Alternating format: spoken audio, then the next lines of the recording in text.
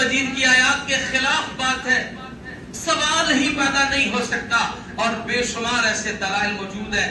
علی رضی اللہ عنہ فرماتے ہیں میں نبی کریم صلی اللہ علیہ وسلم کے پاس موجود تھا، اللہ تعالیٰ کے علاوہ اور یعنی میں رسول اللہ اور ہمارے درمیان اللہ تعالیٰ تھا، یعنی اللہ جانتے اس بات کو، تیسرا میرے اور رسول اللہ کے درمیان اور کوئی بندہ نہیں تھا اللہ کی ذات کے سوا۔ آپ صلی اللہ علیہ وسلم کی نظر سیدنا ابو بکر صدیق میں پڑی، عمر رضی اللہ عنہ میں پڑی۔ جب دونوں کو دیکھا تو مجھے کہنے لگے اے علی، ہادانی سیدہ کہول اہل جنت من الاولین والآخرین الا النبیین والمرسلین۔ اے علی، یہ جو دو ساتھی ہیں نا، یہ دو ساتھی ابو بکر اور عمر، یہ کل جنت میں عمر رسیدہ جنتیوں کے سردار ہوں گے، چاہے وہ جنتی پہلے والوں میں سے ہوں گے چاہے وہ بعد والوں میں سے۔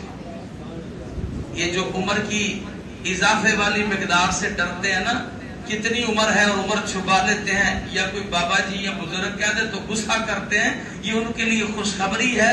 اگر سے جنت میں اللہ سب کو جوان کر کے بھیجے گا، کہا جو دنیا میں پہلے یا بعد والے عمر سیدھا جنتی ہیں، ان کے سردار ابو بکر و عمر ہوں گے، سوائے نبیین کے اور رسولوں کے۔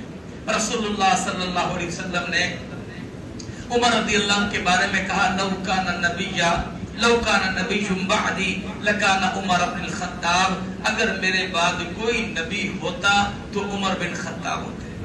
عقیدہ ختم نبوت پر یہ ایک بات صاحب عقل کے لیے بڑی عظیم بات ہے۔ نبی صلی اللہ علیہ وسلم نے کہا اگر میرے بعد کوئی نبی ہوتا تو کون؟ عمر ہوتا۔ دو باتیں اس میں ہیں، یہ بات آپ نے بڑی دفعہ سنی ہوگی، لیکن دو پہلو ہیں اس بات کے۔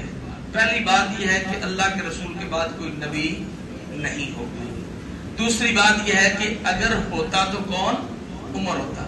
اور ویسے بھی یہ اصول رکھیں دوسرا پہلو کہ جو نبی ہوتے ہیں وہ معاشرے کے بہترین انسان ہوتے ہیں، وہ اعلیٰ کوالٹی کے کردار کے اعتبار سے، اخلاق کے اعتبار سے، نسب کے اعتبار سے، زندگی کے معاملات کے اعتبار سے، ہر لحاظ سے، عقل و شعور سے، ہر لحاظ سے وہ عظیم انسان ہوتے ہیں۔ آج لوگ جو اللہ کے نبی کے بعد جھوٹے مدعیان نبوت کے حامی بنے ہوئے ہیں، اگر آپ ان کی سیرت کا مطالعہ کریں تو شاید آپ انہیں آج کی دنیا میں انسان ثابت نہیں کر سکتے۔ ان کی عادات سے، ان کی اخلاق سے، ان کے کردار سے، ان کی نسب اور معاملات سے آپ انہیں انسان ثابت نہیں کر سکتے کہ یہ عالی انسان ہے۔ نبی کہنا تو بعد کی بات ہے، یہ غور کیجئے گا اس بات پر، کیونکہ رسول اللہ صلی اللہ علیہ وسلم کی یہ حدیث ہے۔ اور پھر نبی صلی اللہ علیہ وسلم نے حضرت عمر بن خطاب رضی اللہ عنہ سے ایک موقع پر کہا تھا ایو یبنا ابن الخطاب والذی نفسی بیدہ، اے ابن الخطاب والذی نفسی بیدہ، مجھے قسم ہے اس ذات کی جس کے ہاتھ میں میری جان ہے، ما لقیق الشیطان سالکا فجا قط الا سلکا فجا غیر فجکا۔ اے ابن خطاب اس ذات کی قسم جس کے ہاتھ میں میری جان ہے، اگر شیطان تمہیں کسی راستے پر چلتا دیکھتا ہے تو چھوڑ کر وہ کسی دوسرے راستے پر چل پڑتا ہے۔ صحیح بخاری کی حدیث ہے 3683۔ تو امام الانبیاء علیہ السلام نے حضرت عمر رضی اللہ عنہ کو ان کی زندگی کے اندر جنت کی شہادت کی خوشخبری اور بشارت دی تھی۔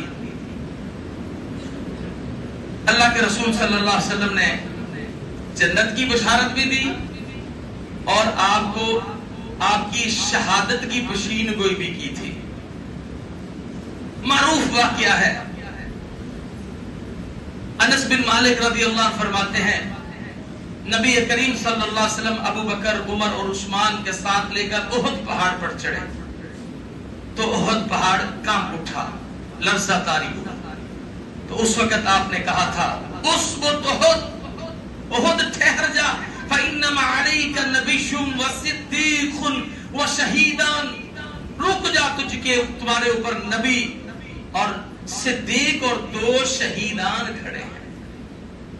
اس میں سے حضرت ابوبکر صدیق تھے، نبی حضرت محمد رسولullah تھے، اور شہیدان عمر اور حضرت عثمان تھے رضی اللہ عنہ۔ اور ایک اور موقع پر نبی صلی اللہ علیہ وسلم نے کہا، آپ تشریف فرما تھے، ابو موسیٰ اشعری رضی اللہ عنہ نے اس بات کو بیان کیا ہے، تو رسول اللہ صلی اللہ علیہ وسلم نے، ایک صاحب نے دروازہ کے کھولا تو آپ نے فرمایا اس کے لیے دروازہ کھول دو، کھٹکھٹایا نہ تو کہا اس کے لیے دروازہ کھول دو، انہیں جنت کی بشارت سنا دو۔ تو ابو موسیٰ اشعری کہتے ہیں